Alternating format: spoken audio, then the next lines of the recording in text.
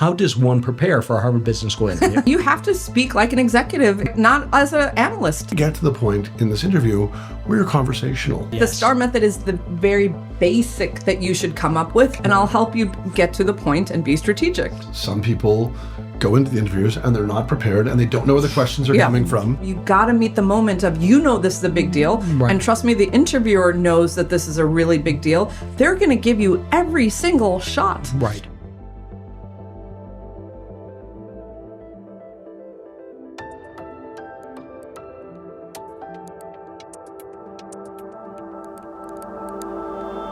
We all know that Harvard Business School is one of the most competitive MBA programs in the world, and the last hurdle in the admissions process is the interview. The HBS interview is unlike any other.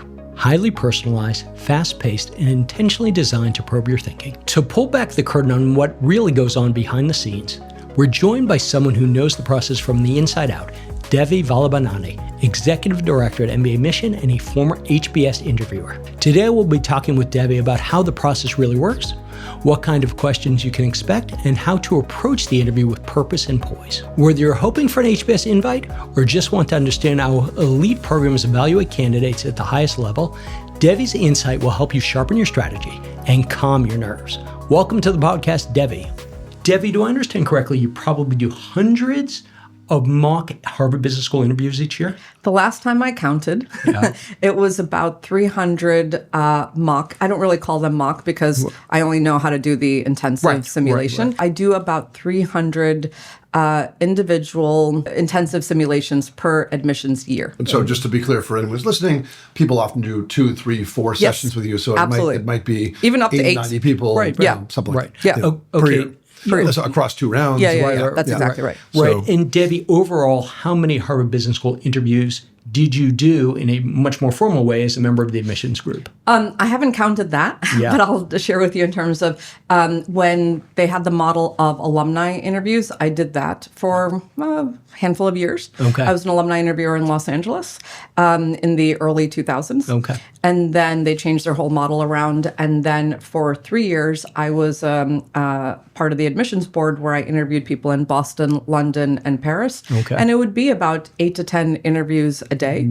Wow. And where I was both the interviewer and then the observer. Okay. So both. And people don't underestimate the observer. You can do the math. It adds up pretty quickly. Right. No, it seems to. So you've seen a lot, you do a lot, you continue to do a lot. So again, getting away from this notion of secrets, it's just let's begin. How do we even think about the Harvard Business School interview? What are they trying to understand? Yeah, I think the number one thing is, first of all, it is such a sincere process. Okay. You can tell by how much resources, how many people, how much, the whole, it's like a machine, right? In terms of how organized they are and how many resources they throw at the interview.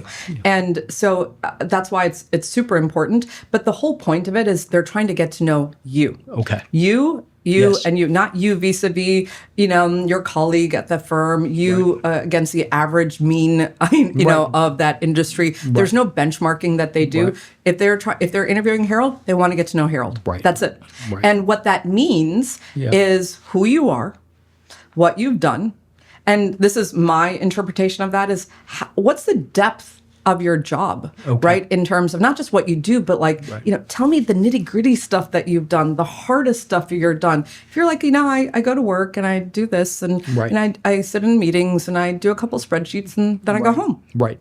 Versus, I just have this huge project and it's the pet project of our CEO. We had to, during COVID, we had to find $150 million of savings. Otherwise we were going to go under. And that required, so much effort and creativity. And I had to, look at the difference. Yeah. No, of course. But of course, you can think about that with regard to 2 dimensions. One is your ability, first of all, what are you doing? Like you say, the significance of the job, the depth of the job. But then there's also a piece of it in terms of how you present that information. And that's where people get lost. Right. For sure. It's huge because especially for people who've only had one employer.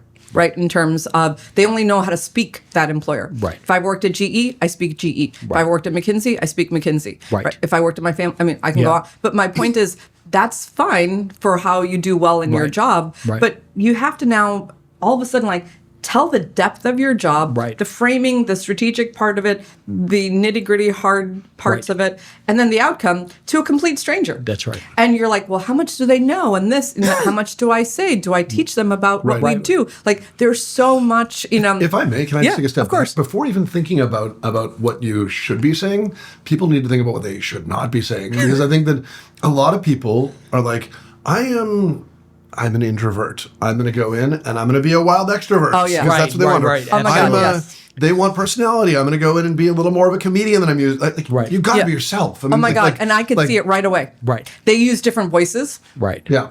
Like the Elizabeth Holmes thing. I'm going to walk in and I'm going to use a deep voice for this interview. Yeah. And this is not like, going to work. If you want to be one of our success stories, sign up for a free consultation with a member of our full-time MBA admissions team. Since we've worked with tens of thousands of applicants over the past 2 decades, we can give you our honest opinion on your chances and help you put together your very best application. That is not a sales call, but rather your first session with one of us for free. We can give you a profile evaluation, answer specific questions about the process, review your resume, talk about your school choices, and so much more. Sign up at mbaMission.com/consult. We look forward to working with you. this year, I had for one of my intensive clients, we jumped when we start, we jump into the interview mode. So I didn't know his real self, right? And that comes in the debrief time.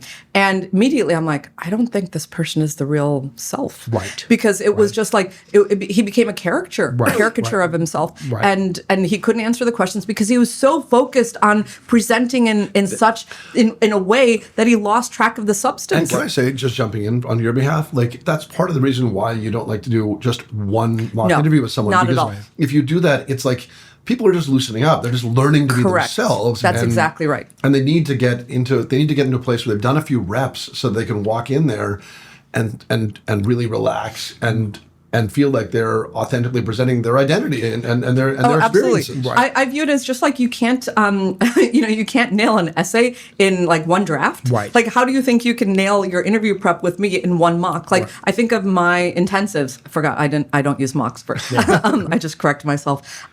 It's like each intensive is like, think of it as like an intense draft, right? In terms of, so I'll give you feedback on the first one. Then what do you do with it? Like I'd like to see you like a doctor again, and you put it into practice, and then we refine just like your essays. I'm actually gonna riff on what you just said, where you said mock. I mean intensives, right? You don't have to be perfect.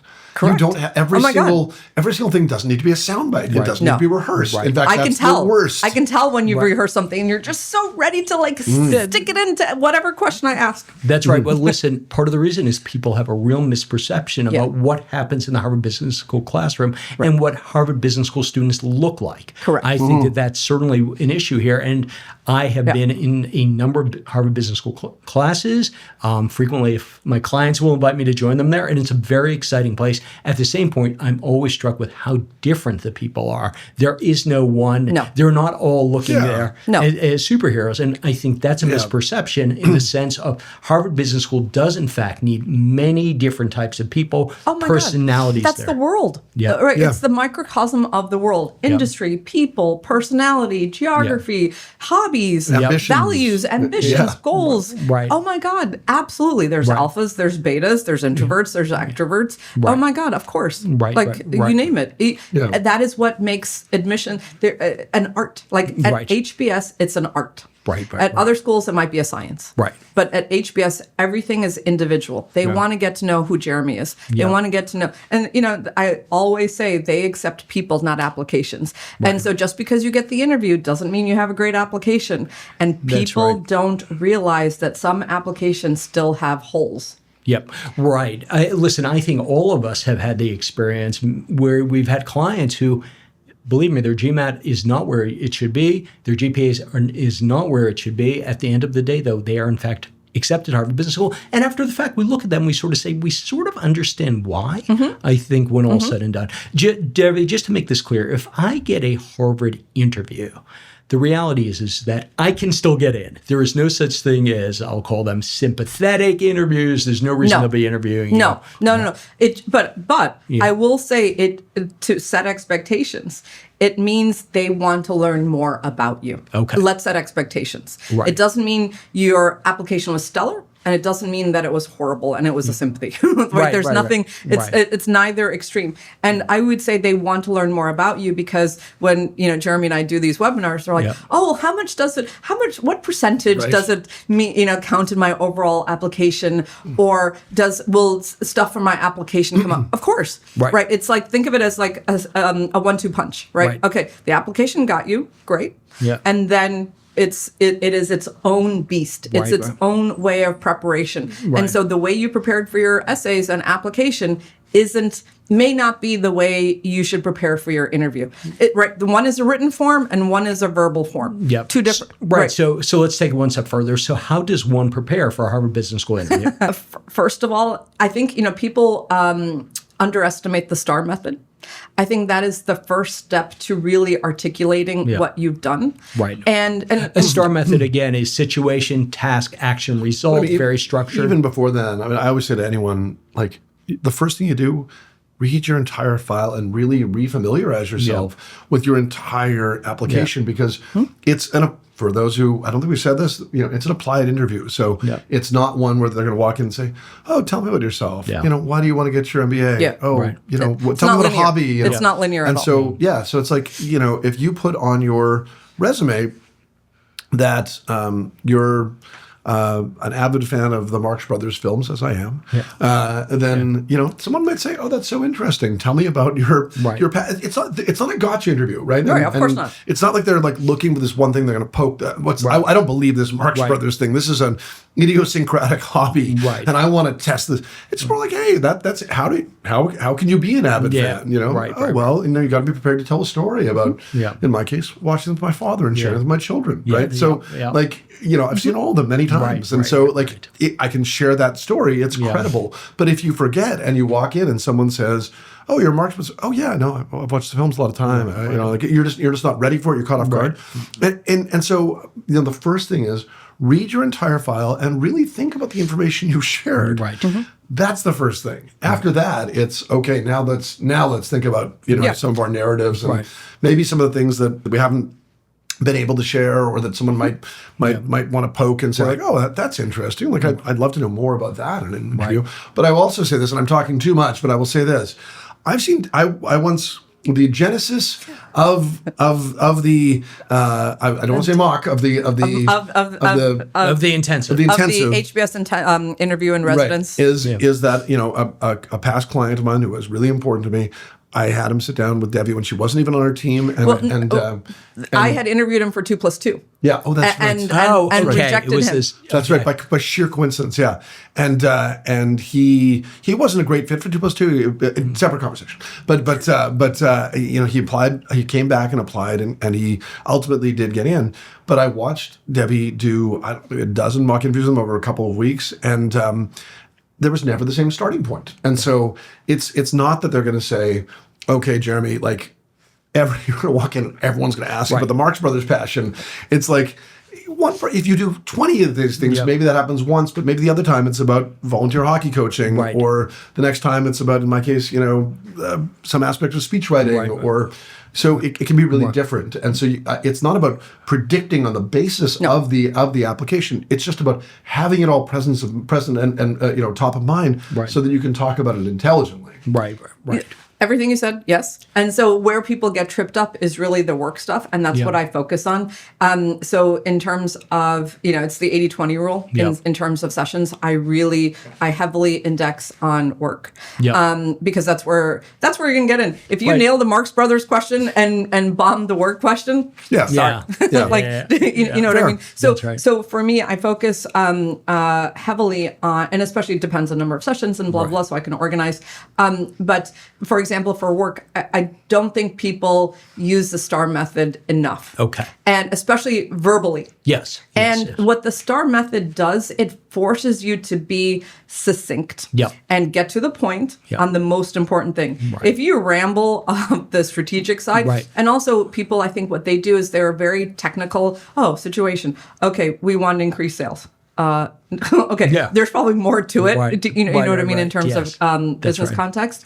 And then task, I did a spreadsheet. I'm being extreme about it, but in terms of it's really telling that story to somebody new, and to tell that story to somebody who is, think of it at the marker would be like an executive at a company that is not in your industry. Right. So you can't use lingo. Right. You can't assume they know your context. Right. Do you know what I mean? In terms of, so I say, as your classmates won't. That's another important point. That's exactly right. You have to speak like an executive in section. Yeah. Right. Not as an analyst. Yeah. Do you know what I mean? In terms of, absolutely. So if you're an analyst, I see this with my clients. Right. When they are in C-level meetings, they're talking like an executive. But all of a sudden, in like the first couple of intensives with me, they resort to speaking like an analyst because they feel like they need to walk me through every little thing that they do. And once I tell them, well, you're in meetings with C-level executives, right? That's right. They're like, yeah. Oh, I need to speak like that. Yes. That's right. In fact, when I start prepping my clients for the Harvard interview, I start off and say to them, recognize you are now having a meeting with the CEO.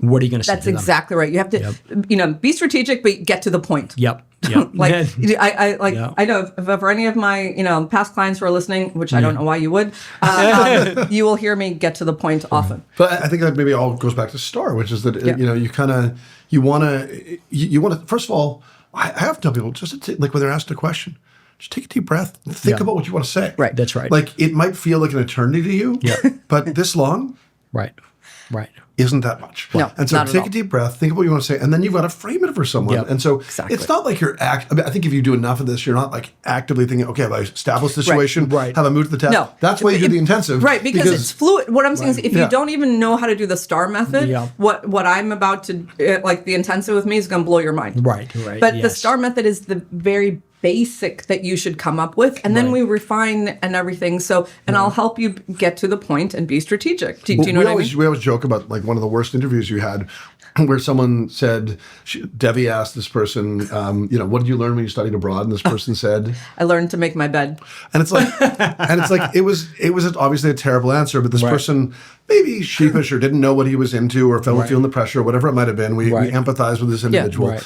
But like, when you develop the full answer, in this case, an answer could be about, when we've talked about the past, could be about like, I was somewhat admittedly, I have to admit, I was somewhat entitled as a kid when I went to study abroad. The world opened up to me. I had to start doing things on my own. That's right. Simple things like making my bed, going grocery shopping, doing them on my own. Opened my eyes up to some of the privilege I had, and I had to, from that point forward, I determined I'd be a lot more independent. And you can see in my resume the ... Like, that's fine. Like, there's a reason they ask. You might say to yourself, well, that's silly. Like, why? Like, they could ask you about your study abroad if there are questions around it, whatever it is. But like, that's an individual. Again, you don't have to be like slavish to the STAR method, but just like thinking a little bit more about the context that someone would That's need exactly right. to understand where you're coming from. That's what I'm saying. They just want to understand you. Right. It is one of the most sincere exchanges between two people. And I think that's an important thing too. I like to talk about this too.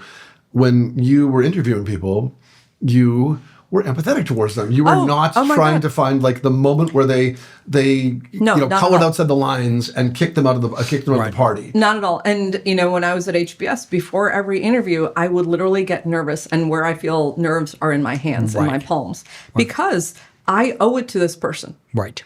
To be my best, to get their best in this half hour, because I know it's life altering. Your life could go this way, your life could go that way. Right. And I say HBS is the number one choice for the vast majority of people. Right. And I always say, like, you got to meet the moment. Right. In terms of, you got to meet the moment of, this is a big deal. And trust me, the interviewer knows that this is a really big deal. They're going to give you every single shot to do well. Like, I want you to do well. Yeah. You know what I mean? In terms of like, for people who are like, oh, they're negative and they're gotcha. Trying to get me. And it's like, I don't know how to change that frame of mind. I think the reason why that persists is because some people go into the interviews and they're not prepared and they don't know where the questions are coming from. Yeah. And so it feels like, oh wow, they just shifted from, the kindness of a simple question about the Marx Brothers as I walked in to my work and then to community and then to my, like my weaknesses, whatever it is. And they're just like feeling a little shell shocked. But I think if they if they're prepared appropriately, they understand that there can be some jumping around. Right. Sometimes the admissions officer, the interviewer will say to you, like, look, I'm going to jump around. I'm going to I there's a whole tell bunch that of up front. questions. Right. And so, again, it just depends on your preparation. I think if you feel prepared and you understand the way the interview works, you shouldn't feel like it's a gotcha. You should feel like someone's inquiring about your experience. And I live in the Boston area. I know another woman who does interviews for Harvard. And like almost like, she is a mom. And almost like a mom, she's like, I really want the people I interview to do well. And she's like, I feel the same thing you're saying, basically. I feel their pressure. And I'm in it with them. And that's important because I think if you can get in that room and look at the other person and know they're a human being who is actually on your side. They're meeting you're meeting the moment as well. Yeah, you have on to. your side, then you should be able to relax and get there. Not really. And I'm going to push back on this in the notion of here, one of your jobs is an HBS interviewer is look at the consultant from Bain, look at the consultant from McKinsey, look at the consultant from BCG, and I sort of like something's just not feeling right here. Isn't one of your jobs, though, to say, okay, I want this person rather than that person? Sort of fundamentally, isn't that the application process? Based on what they've said and what they've done, not because they are they meet some median of a consultant. Yeah. And there's room for more than one consultant. A classic example, this was when I was at HBS, and this person worked for one of the big consulting firms. And, recommendations fine, applications fine, no big deal. And I was interviewing him, and I even remember which conference room it was. Yeah. And this person could not put a sentence together. Right. And every answer was word salad. Yeah. Yes. And it is not about nerves. Yeah. It is not about anything. This didn't even, there's no way this person would be successful as a consultant. Right. There is no way they would put this person in front of a client. Right. It was so bad. Sure. It was not even in the realm of like, oh, well, maybe this experience outweighed. No. Yeah. It was so out of left field as the, isn't that what they say? Right. And it was just so extreme. And a great application can't make up for that kind of person. Right. I think we're making a whole bunch of broad points that kind of coalesce around an overall message, which is that you have to get to the point in this interview where you're conversational. Where you're really, you could be forgiven for being a little bit nervous. Oh my God, of course. Absolutely. Like no one's going to say this, they're like this. Yeah, and it happens, and like no one's going to say, there isn't room for you because your hand was shaking when you reached for your water. But you want to get to a place where you feel like you're hopefully ideal place, and you might get there for a few moments, and you might be thrown for a loop for a second and get back there. And overall, you want to get to a place where you're just kind of sharing. You're just telling your story, sharing. You're in the moment. You're thinking about it. You're not like, okay, she'd asked me this question. How do I make sure that this activity can fit this question? There's nothing forced. Where's my rehearsed answer? Right. You're just like, okay, I'm listening. And in the moment, that feels like the ideal answer, and I'm gonna start discussing it in a way that is meaningful to me. Absolutely, and it goes back to there's the assumption for everything that we're talking about is you have a degree of self-awareness. No, I think that's right. That is like a prerequisite, right? In terms of and if not, the intensives are going to feel like really intense. No. Listen, I think that speaks to the point about Harvard Business School itself. I tell folks, for many, many people, it can be really a place of transcendence. This notion here that you can show yourself as someone who can grow, who can be thoughtful about that growth. And I guess it starts with the interview. Oh, absolutely. In terms of if you can't even tell me what you do. Right. What is there to talk about? Right. What do you have to contribute? Right. It's a section experience. If you can't even tell me what you do in a strategic, cogent, manner. Yep. It's going to be really hard for you in section. Right. And then we were talking about this earlier today. Is like two things that really just still trip my mind after all these years. Number one, there's a newer myth going around, and it's not from mbaMission and not from my colleagues at mbaMission. We don't traffic in myths here. Exactly. But there are enough other admissions consultants or just friends of applicants that say you have to time your answers. Oh my God. You will not believe how many people think that. Oh my God. Yeah. Do you think that the HBS admissions team is sitting there like with a stopwatch? No, and I tell like, I don't even know what a 30-second answer is. I don't know what a 1 minute answer When is. have you had an interview with anyone where you felt like there has to be a cadence in That's your what I'm saying. interview? Like this is it just blows my mind. Of like, was that good because I timed myself, and I'm like, you're shooting yourself in the foot. Right. What's that phrase? You're cutting your nose to spite your face. Like that's exactly what it feels like, because you're doing yourself such disservice. Anything that feels unnatural or anything that feels like a construct. That's exactly right. Is wrong. I think, and I understand where it comes from. They feel like, I can control the answer.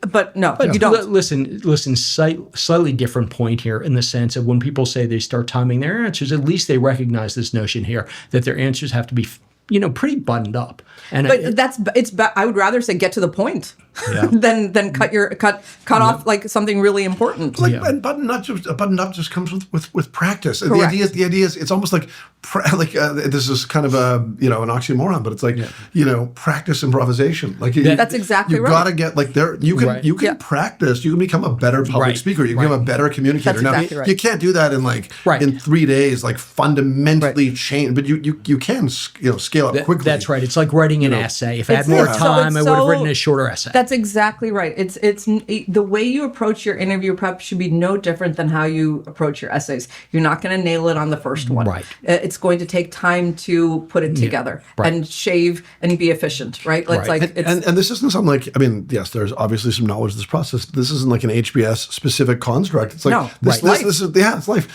People call Devi for her people who've done interviews with her at HBS call her sometimes for job stuff. Absolutely. And say, like, can you prepare me, help me tell my story? It's like, I can. It's how we relate to each other. Right. That's exactly. And sometimes high pressure situations. And it's this is where I think people underestimate the HBS interviewer. They've seen everything. Right. Right. That's what I'll say frequently. And so, so it's like they probably know more about your industry than you do. Yep. Yes, right. Yes. And so the other big thing that still blows my mind today, even after all the videos that I've done, and no matter how many people I've coached, is the question of, do I have to know what goes on in my industry? Yes. Yeah.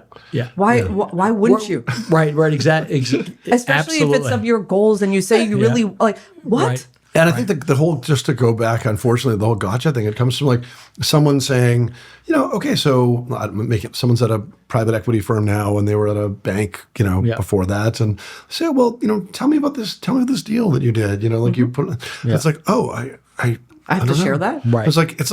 It's on your resume. Right. You put it as something you want them to know. Absolutely. And it's not that they're saying like, we want to catch you in, it's like, that might have been really interesting. Right. That's exactly right. It might have been super interesting to have gotten a deal across the finish line in consumer products during a tariff war. Right. That might be very interesting. Correct. That's what I mean by don't underestimate the interviewer, because they are triangulating everything in your application. Right.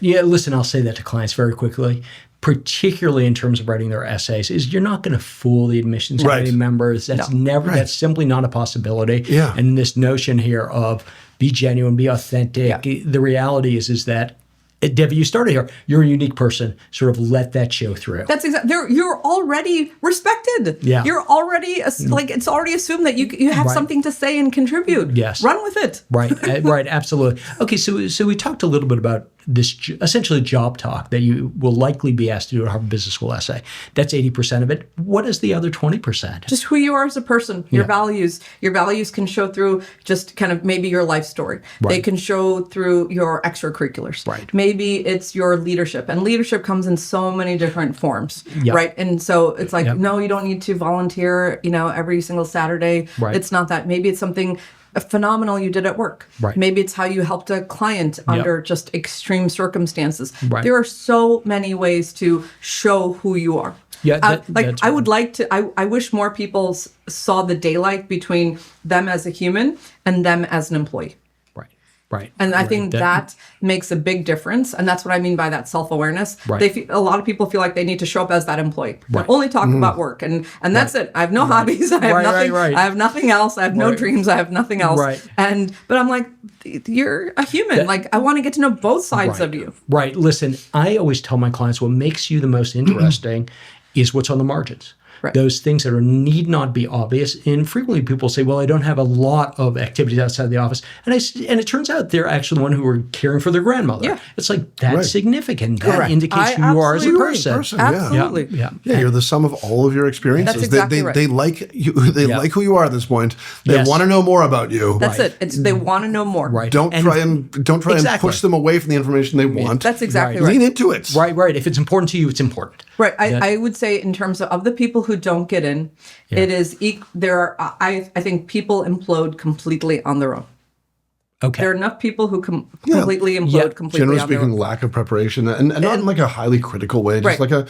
often just like I didn't realize exactly what Right. needed to They go think into the it. bar is here when the bar is here. Yeah. Do you know what I mean? Yep. And then Yep. so that's one bucket. They think they can charm the interviewer.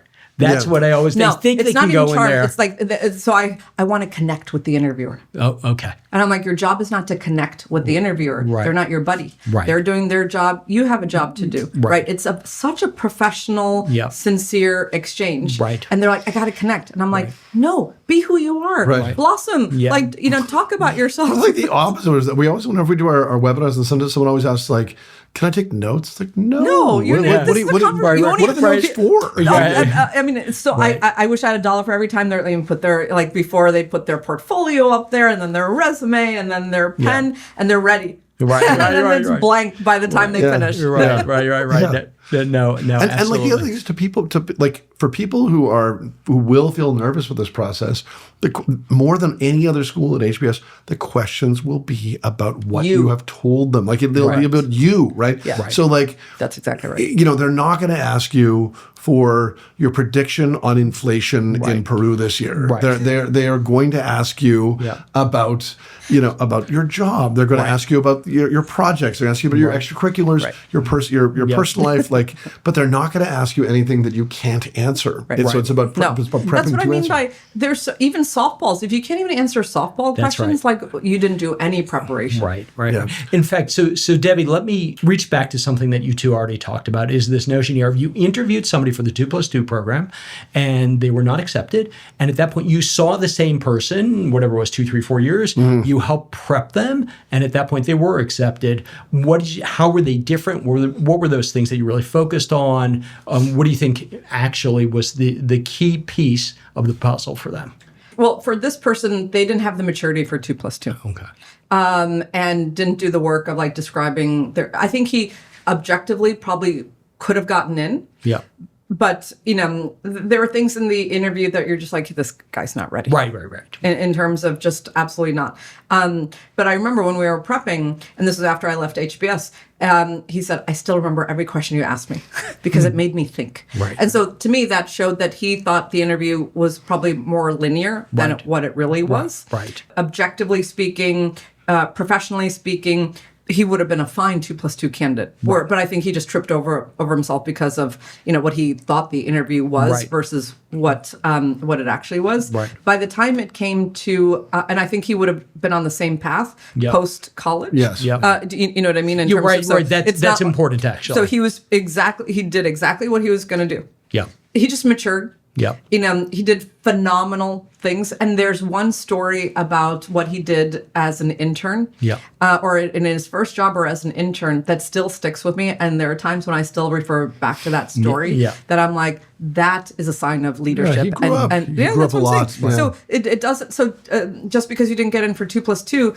that's a time and place in your life versus somebody. But the way I prepare is exactly the same. Okay. Yeah. The way I expect them to be, exactly the same. There's no like, oh, these are the 2+2 questions and these are the regular questions. Nothing like that. Right. The questions are so specific to the individual always. That's exactly right. And again, like with that individual, I don't know, 20. How many interviews did you do? My God, we probably did like 25. 25. Over the So course. I might have been there for half, and always a different starting point. And then sometimes, like every once in a while, I always feel like it's an indication of whether you're doing well. I don't want anyone to read into this and be like, wow, if I don't get asked this, I'm not doing well. But sometimes like the admissions interview will say, no, where do you want to take this conversation? Like it means nothing. It means nothing. So any last thoughts, Debbie? It's not as hard as you think it is, but you have to put in the time to prepare. Okay.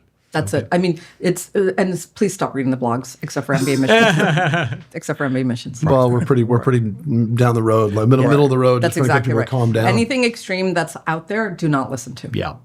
And Any riddle that you can unlock, like, answer. That's right. Answer every question with "Thank you very much for having me." There are three things. There are three things that I need to talk about. Oh my God. Anything that sounds like a gimmick is a gimmick. Yes, and I can see right through it.